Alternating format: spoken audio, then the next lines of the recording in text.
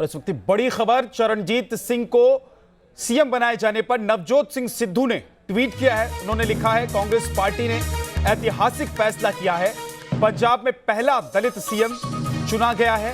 ये ऐतिहासिक फैसला है, ये सिद्धू ने ट्वीट करके अपनी बात कही है। इतिहास में स्वर्ण अक्षरों से इस फैसले को लिखा जाएगा। संविधान और कांग्रेस की भावनाओं को नमन है। नवजोत सिंह सिद्धू सीएम के ऐलान के बाद वो पहली बार ट्वीट करते हैं और इस फैसले को ऐतिहासिक फैसला बता रहे हैं नवजोत सिंह सिद्धू, क्योंकि अभी फिलहाल नवजोत सिंह सिद्धू जो चाहते थे वो कांग्रेस आला कमान ने कर दिखाया है। तो ऐतिहासिक, पंजाब के पहले दलित सीएम, इतिहास में स्वर्ण अक्षरों में इसे लिखा जाएगा। संविधान और कांग्रेस की भावना को नमन है, बधाई हो चिरंजीत चन्नी। ये नवजोत सिंह सिद्धू का ट्वीट है जिसमें वो अपनी भावनाएं, अपनी बातें जाहिर कर रहे हैं। वो बता रहे हैं कि कांग्रेस आला कमान ने जो फैसला लिया है उससे वो कितने खुश हैं।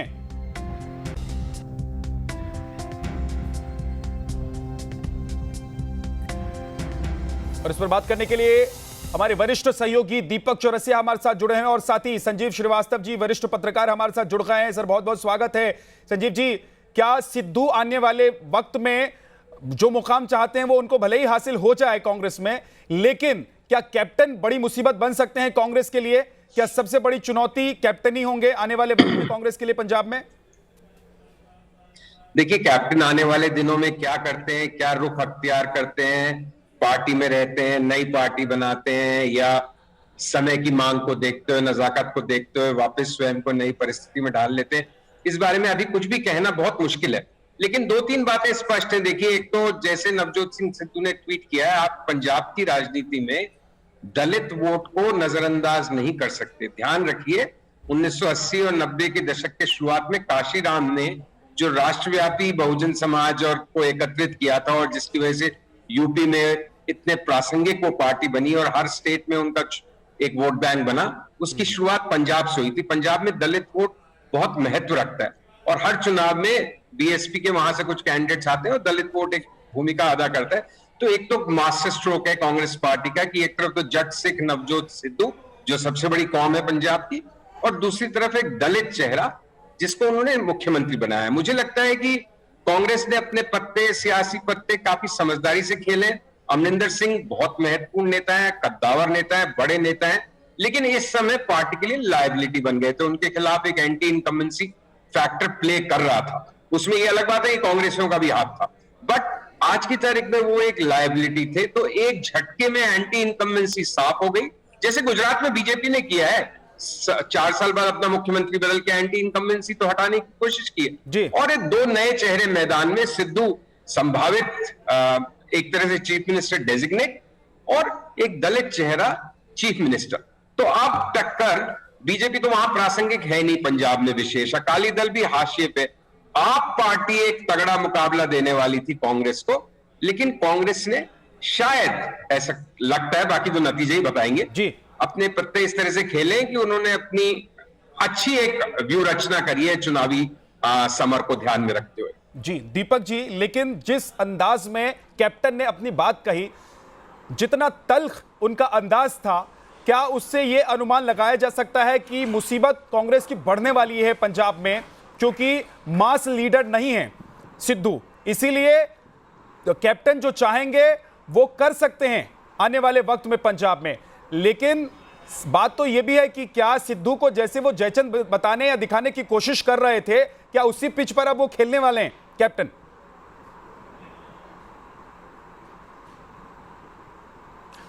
देखिए संजीव भाई से मैं एक बात पे डिफर करूंगा। गुजरात में एक झटके में भारतीय जनता पार्टी ने मुख्यमंत्री जरूर बदल दिया एंटी इनकम्बेंसी को खत्म करने के लिए, लेकिन गुजरात और पंजाब की परिस्थितियों में जमीन आसमान का अंतर है। गुजरात में किसी ने भी मुख्यमंत्री बदलने की बात नहीं की थी। गुजरात में किसी भी मुख्यमंत्री या मंत्री को लेकर किसी भी तरह का कोई विद्रोह नहीं था, जिस तरह से स्वाभाविक तौर पर और प्रत्यक्ष तौर पर हमको पंजाब में देखने को मिला था।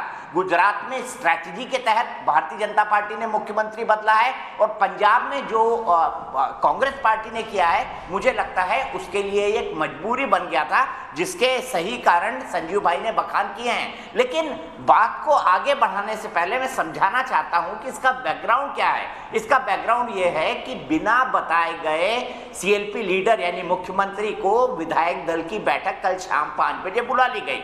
जब कैप्टन अमरिंदर सिंह को पता लगा तो उन्होंने कल सुबह 10 बजे के आसपास मिसेस गांधी को फोन किया और मिसेस गांधी से पूछा कि क्या ऐसा ऐसा हुआ है। ऑब्वियसली उनको पता था ये हुआ है।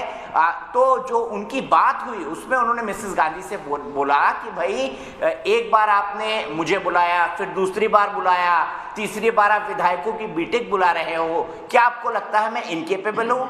क्या आप लोग जानबूझकर ऐसा कर रहे हैं? और अगर ऐसा कर रहे हैं तो मैं अपना इस्तीफा देता हूं। बाद में उन्होंने गांधी परिवार के लिए, कांग्रेस हाईकमान के लिए, बाकी लोगों के लिए बड़े कठोर शब्दों का इस्तेमाल किया। इसका बैकग्राउंड क्या था? इसका बैकग्राउंड ये था कि 2017 में जब कैप्टन अमरिंदर सिंह अपने दम पर चुनाव जिता लाने की क्षमता रखते थे, तब प्रशांत किशोर उनके एडवाइजर हुआ करते थे। राहुल गांधी को उन्होंने एडवाइस किया, कांग्रेस लीडरशिप को एडवाइस किया कि सिर्फ और सिर्फ कैप्टन अमरिंदर सिंह आपको चुनाव जिता सकते हैं। उसके बाद कई ऐसे इंसिडेंट आए जो राहुल गांधी को मालूम पड़े और जिसमें नवजोत सिंह सिद्धू ने भी नमक मिर्ची लगाई कि अमरिंदर सिंह तो आपको मुख्यमंत्री मानते ही नहीं, आपके बारे में ये कहते हैं Rahul Gandhi, yes I know him, he is son of my friend Rajiv Gandhi. तो अगर आप कांग्रेस हाईकमान के लिए इन शब्दों का इस्तेमाल करेंगे जिसको समय समय पर नवजोत सिंह सिद्धू पहुंचाते रहे और साथ ही साथ ये कहते रहे कि नहीं वो तो भारतीय जनता पार्टी के साथ मिल गए हैं, उनको जरूरी सूचनाएं देते हैं, फार्मर्स एजिटेशन के बारे में बताते हैं, तो ये प्रोसेस लगातार 1.5, 2, पौने 2, 2.5 साल से लगातार चल रही थी जो नवजोत सिंह सिद्धू फीड कर रहे थे। और क्यों बने यंग गांधी के वो फेवरेट, इसका सबसे बड़ा कारण यही था। बातचीत का अंत कैसे हुआ? बातचीत का अंत ऐसे हुआ, अमरिंदर सिंह ने कहा so I am going to resign, तो मिसेस गांधी ने आखिरी शब्द बोला सॉरी अमरिंदर। तो ये इसका पूरा बैकग्राउंड है। और गांधी परिवार से इस तरीके से बात करके या जिस तरह के शब्दों का इस्तेमाल किया है, कोई लंबे समय तक सर्वाइव कांग्रेस पार्टी के अंदर नहीं कर सकता। यानी कांग्रेस से उनके संबंध खत्म है, उनको नए रास्ते तलाशने होंगे, उनके पास बहुत कम विकल्प है, उन्हीं विकल्पों से एक रास्ता खोजना होगा या उनको अपना रिटायरमेंट ले लेना होगा पॉलिटिक्स से और बाकी चीज़ों से, जो मुझे नहीं लगता कि कैप्टन अमरिंदर सिंह के सलाहकार उनको कहेंगे। तो ऐसे में एक राजनीतिक संभावनाएं और खुल जाती हैं और कई सारे परम्यूटेशन कॉम्बिनेशन पर अमरिंदर सिंह विचार कर सकते हैं, जिस पर हम बात करेंगे और जिसके लिए हमको इंतजार करना चाहिए। ठीक है दीपक जी, आप हमारे साथ बने रहिए। 79 साल के कैप्टन अमरिंदर सिंह मुख्यमंत्री पद से इस्तीफा देने के बाद अब क्या करेंगे, यह बड़ा सवाल है। क्या अमरिंदर सिंह बीजेपी के साथ जाएंगे? अमरिंदर सिंह ने पिछले दिनों दिल्ली यात्रा के दौरान प्रधानमंत्री नरेंद्र मोदी और गृहमंत्री अमित शाह से भी मुलाकात की थी। अब जब अमरिंदर सिंह ने सीएम पद छोड़ दिया है तो कयास ये लगाए जा रहे हैं कि वो बीजेपी ज्वाइन कर सकते हैं। इतना ही नहीं, कहा तो यह भी जा रहा है कि वो नई पार्टी भी बना सकते हैं। कल 11 बजे ओथ टेकिंग सेरेमनी होएगी। पंजाब में कांग्रेस ने ठीक बीजेपी की तरह ही सियासी मास्टर स्ट्रोक खेला और मुख्यमंत्री की रेस में कई नामों की चर्चा के बाद चरणजीत सिंह चन्नी को पंजाब की मुख्यमंत्री की कमान सौंप दी गई। अब इसे अमरिंदर सिंह की बात का असर कहें या फिर कांग्रेस आला कमान की सोच, कैप्टन से अदावत का मोर्चा खोलने वाले नवजोत सिंह सिद्धू फिर भी पंजाब के सीएम नहीं बन सके। इसका मतलब साफ है कि एक तरीके से कैप्टन की बात पूरी हो गई, लेकिन कैप्टन अमरिंदर सिंह खामोश नहीं बैठे हैं। वो अब सिद्धू के करीबी कहे जाने वाले चरणजीत सिंह चन्नी के फ्लोर टेस्ट में अड़ंगा डाल सकते हैं। सबसे बड़ा सवाल यह है कि कैप्टन अमरिंदर सिंह के सियासी भविष्य का क्या होगा, क्योंकि जब मुख्यमंत्री पद से कैप्टन अमरिंदर सिंह ने इस्तीफा दिया था तो उन्होंने कहा था कि उनके पास कई विकल्प खुले हैं। अपने करीबियों से बात करके वो आगे की भविष्य का फैसला लेंगे। सीएम पद से इस्तीफा देने के बाद कैप्टन ने ये भी कहा था कि उन्हें क्या करना है वो सोचेंगे और 3 बार दिल्ली जाकर वो कांग्रेस आलाकमान से अपमानित हो चुके हैं। ये तो साफ है कि कांग्रेस आलाकमान और कैप्टन के बीच तीखी तकरार बन चुकी है और कैप्टन के तेवर से ये भी नजर आ रहा है कि उनका राजनीति से रिटायरमेंट का कोई इरादा नहीं है। अगर कैप्टन पंजाब की सियासत में बनवास के रास्ते पर नहीं जाएंगे तो आखिर उनके पास विकल्प क्या है? कैप्टन के पास पहला विकल्प तो अलग पार्टी बनाने का है, तो दूसरा विकल्प पार्टी में रहकर नवजोत सिंह सिद्धू के खेमे के खिलाफ मोर्चा खोलने का है, तीसरा विकल्प बीजेपी ज्वाइन करने का है। 1982 में अकाली दल से अलग होने के बाद कैप्टन नई पार्टी बना चुके हैं। इस बार कैप्टन के लिए ये वजूद की लड़ाई है, क्योंकि माना जा रहा था कि एक बार फिर विधानसभा चुनाव में उन्हें आगे करके कांग्रेस मैदान में उतरेगी, लेकिन बदली परिस्थितियों में अब उनके लिए पार्टी में एक एक दिन काटना आसान नहीं होगा। कैप्टन अमरिंदर सिंह की यही बात कांग्रेस को अब परेशान कर सकती है, क्योंकि उनका ये कहना कि उनके पास कई सियासी विकल्प हैं और वो सही समय पर सही फैसला लेंगे, इससे साफ है कि कैप्टन कांग्रेस में रहें या दूसरी पार्टी में, मुश्किल कांग्रेस की ही बढ़ने वाली है, खासकर जिस तरीके से उन्हें हटाया गया और उन्होंने इसे अपना अपमान बताया। हालांकि कैप्टन के सियासी भविष्य में बीजेपी में जाने की सबसे ज्यादा चर्चा है। वो आलाकमान से नाराज है, यहाँ तक कि इस्तीफे के बाद तो बीजेपी के पूर्व मंत्री मास्टर मनोहर लाल ने उन्हें बीजेपी आने का न्योता तक दे दिया था। बीजेपी में जाने के सवाल को लेकर कैप्टन अमरिंदर सिंह ने कुछ भी नहीं कहा, लेकिन याद कीजिए 2017 से पहले का सफर, जब कैप्टन कांग्रेस आलाकमान से नाराज थे, तब उन्होंने खुद एक बार माना था कि वो बीजेपी में जाने की सोच रहे थे। अब वो कारण भी जान लीजिए कि आखिर कैप्टन अमरिंदर सिंह के बीजेपी ज्वाइन करने के कयास क्यों लगाए जा रहे हैं। कैप्टन अमरिंदर भी राष्ट्रवाद को लेकर प्रखर हैं और बीजेपी भी राष्ट्रवाद की राजनीति करती है। अमरिंदर सिंह ने पिछले दिनों दिल्ली यात्रा के दौरान प्रधानमंत्री नरेंद्र मोदी और गृह मंत्री अमित शाह से मुलाकात की थी। अब जब अमरिंदर सिंह ने सीएम पद छोड़ दिया है, तो कयास लगाए जा रहे हैं कि वो बीजेपी ज्वाइन कर सकते हैं। दूसरी तरफ बीजेपी के पास पंजाब में कोई बड़ा चेहरा भी नहीं है। ऐसे में पंजाब में कैप्टन और बीजेपी एक दूसरे के लिए सही विकल्प साबित हो सकते हैं।